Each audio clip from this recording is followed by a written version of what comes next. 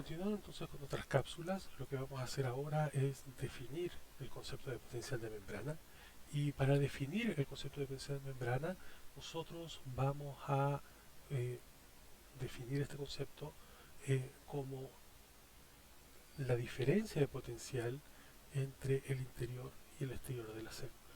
De esta manera, el potencial de membrana, ustedes cuando nosotros mencionemos el término potencial de membrana, lo que ustedes tienen que recordar siempre que este potencial de membrana no es el potencial que existe en algún punto en particular de la membrana, sino que es la diferencia potencial que hay entre el interior y el exterior.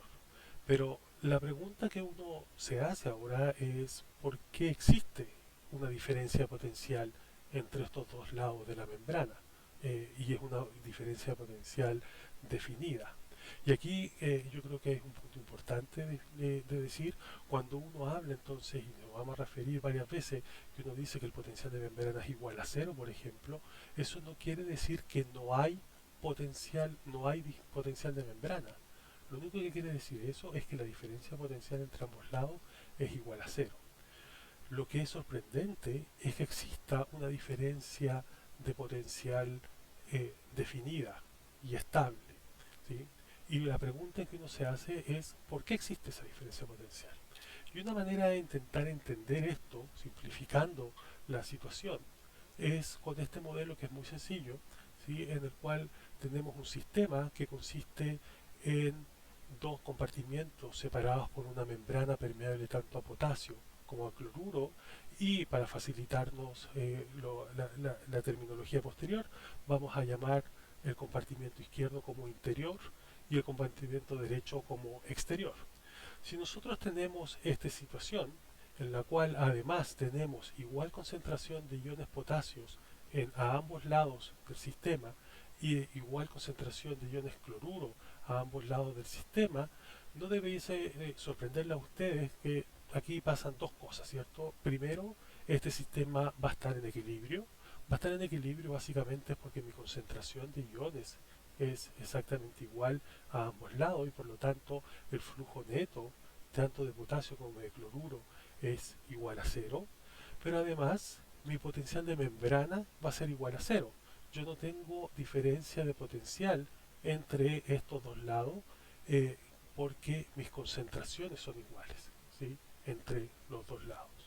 Pero la pregunta que uno tiene que hacerse es ¿qué es lo que sucede ahora si yo agrego una sal en el lado interior del sistema que que sea una sal de potasio con un anión que no permea por esta membrana que está acá?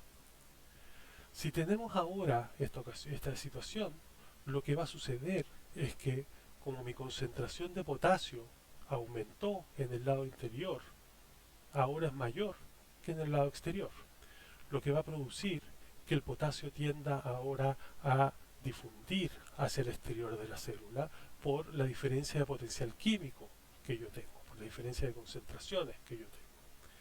Y como se pasa un potasio hacia el lado exterior y no puede pasar este anión que está acá, el potasio va a ser acompañado por un ion cloruro para permanecer, para lograr que este movimiento sea un movimiento de carga electroneutra, ¿sí? Que no haya movimiento de carga, sino que se mantenga el movimiento electroneutro. Si tenemos eso ahora, vamos a tener un flujo de iones potasio del interior al exterior, acompañado de un flujo de iones cloruro del interior al exterior también, hasta llegar a un punto del equilibrio. Y la pregunta que uno se hace es, bueno, en el equilibrio, ¿qué es lo que va a suceder? Y lo que vamos a tener en el equilibrio es que, evidentemente, la concentración de cloruro externa va a ser mayor que la cantidad de cloruro en el interior y mi cantidad de potasio interno va a ser mayor que el potasio que hay acá afuera. Pero lo que nos preguntamos ahora es ¿cuánto es el potencial de membrana? ¿Cuánto es el potencial de membrana de este sistema? Lo que quiere decir es cuánto es la diferencia potencial que hay entre este punto y este punto. Si ustedes recuerdan de la cápsula anterior, nosotros definimos un potencial que surgía cuando los iones estaban en equilibrio. Y ese potencial, esa diferencia de potencial, estaba dada por la ecuación de Nernst. Y por lo tanto, uno puede asumir que cuando el cloruro está en equilibrio, como es lo que estamos diciendo en este caso, la diferencia de potencial va a estar dada por la ecuación de Nernst para el cloruro. Pero como este sistema está compuesto también por potasio, y el potasio también va a estar en equilibrio, lo que yo también tengo que suponer es que en el equilibrio la diferencia de potencial que hay entre estos dos puntos está dada para la ecuación de Nernst para el potasio.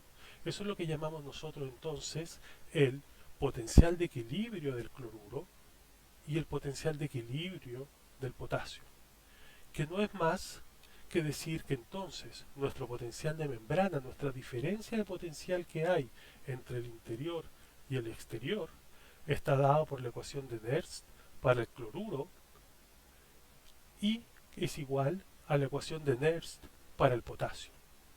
Lo que estamos recordando un poco lo que decíamos de la ecuación de Nernst, cuando yo tengo un soluto cargado, el equilibrio se puede obtener incluso cuando yo tengo una diferencia de concentraciones.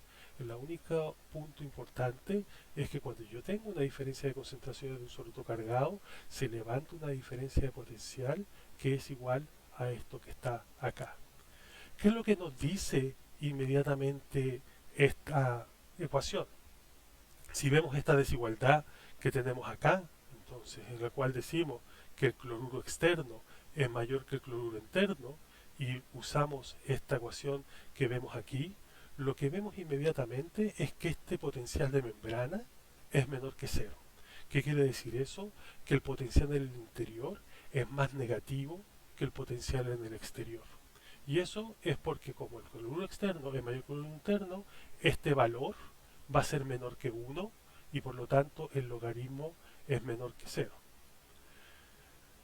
Además, si ahora vemos exclusivamente esta ecuación, podemos despejar anulando el RT dividido por F en ambos lados y usando la exponencial para despejar lo que hay adentro del logaritmo y obtenemos lo que conocemos también como la ley de Donald, que lo que nos dice la ley de Donald, que van a revisar ustedes después el próximo semestre cuando vean fisiología del sistema, es que las multiplicaciones de los solutos permeantes en cada lado de la membrana es igual. Y eso es una ley que es importante para entender la homeostasis de los sistemas, ¿sí?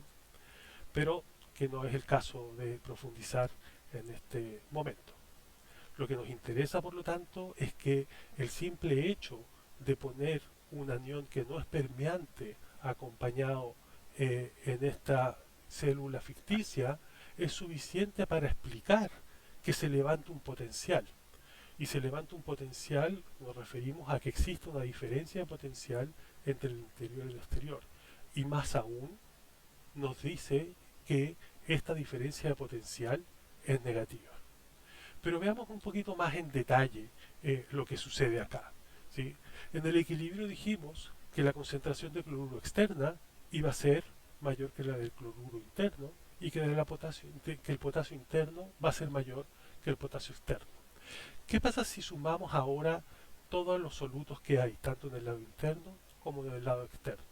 Y asumimos que además el sistema es electroneutro, que eso quiere decir que la suma de cargas en ambos lados es igual a cero. O sea, tengo tanto potasio externo como cloruro externo, por eso esto tiene una suma de cargas igual a cero. Y tengo la suma de las cargas negativas, cloruro más anión no permeante, es igual a la cantidad de potasio que tengo en el lado interno. Si vemos ahora, como dijimos, la cantidad de solutos que yo tengo, tenemos que nuestro potasio interno es mayor que el cloruro que hay afuera, si es que ocupamos esta ecuación y estas ecuaciones, y que la suma de los aniones es mayor en el interior que la de los cationes en el exterior. Eso quiere decir, ahora igualando estas desigualdades, o usando estas desigualdades, sumándolas, que la suma de todos los solutos que hay en el interior, ¿sí?, que eso es lo que vemos acá, el cloruro más los aniones no permeantes más el potasio, esta suma es mayor que los solutos que hay en el exterior. Quiere decir que yo tengo una concentración mayor de solutos en el interior que en el exterior. Y eso conlleva a un problema de presiones osmóticas. Voy a tender a generar el movimiento de agua, entonces, ahora desde el exterior hacia el interior. Si vemos esto a nivel de una célula, lo que va a significar es que la célula va a empezar a hincharse, va a empezar a aumentar su volumen, porque va a haber un transporte neto de agua hacia el interior que va a tender, entonces, al aumentar el agua acá, va a tender a diluir la concentración de solutos, pero como se diluye la concentración de solutos, va a volver a haber otro equilibrio que va a volver a generar el transporte de agua hasta el momento en que la célula va a terminar por reventarse. ¿Sí? Y sabemos que eso no sucede. Por lo tanto, acá nos está faltando una pieza más en el puzzle que nos permite entender cómo es que yo puedo entonces tener una célula con una diferencia de potencial entre el interior y el exterior, con un potencial de membrana, que sea un potencial de membrana además negativo, por el simple hecho de tener un anión no permeante. Y la explicación de eso es que yo puedo compensar el efecto que tengo de diferencia de solutos ahora con un catión que sea no permeante. ¿Sí? De tal manera que si yo tengo ahora un catión que no es permeante en el exterior, yo logro tener electroneutralidad del punto que el potasio externo más el catión externo sea igual a la cantidad de cloruro externo y que en términos de soluto estos sean exactamente iguales. Para lograr eso, entonces, es que existe esta bomba que es la bomba de sodio-potasio, que lo que hace es que produce que el sodio sea funcionalmente impermeante. Cualquier sodio que entra es rápidamente expulsado por la bomba sodio-potasio a costa del uso de energía vía la hidrólisis de ATP y eso se hace además intercambiando dos iones potasio, como vieron ustedes en la cápsula anteriores. De esta forma, entonces, yo puedo entender una célula que tiene una diferencia de potencial que es negativa gracias a que tiene una diferencia de cargas permeantes entre el interior y el exterior. Lo que genera entonces esta diferencia potencial es la presencia de estos aniones no permeantes en el interior, que en términos prácticos, en términos de una célula, corresponden a lo que son las proteínas y el DNA que tienen una carga neta negativa. ¿Sí?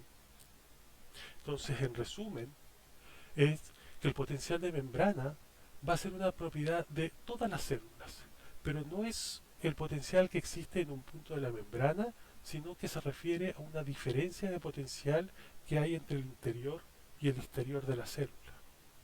Además, el potencial de membrana en reposo nos referimos cuando la célula está en equilibrio, va a depender del gradiente de concentración de los iones que sean permeantes entre el interior y el exterior. Básicamente va a estar dado por la ecuación de Nernst si es que solamente es permeable a un solo ion. Y la presencia de las moléculas impermeables, en particular si están cargadas negativamente, es lo que nos define la polaridad que va a tener este potencial de membrana. Finalmente, lo que terminamos diciendo es que la bomba de sodio-potasio lo que nos permite es mantener el volumen celular, porque lo que hace es hacer que el sodio sea funcionalmente impermeable y de esta manera compensa el efecto de Donan y evita entonces que haya un flujo de agua desde el exterior hacia el interior. Sin embargo, su contribución al potencial de membrana en reposo es muy pequeño.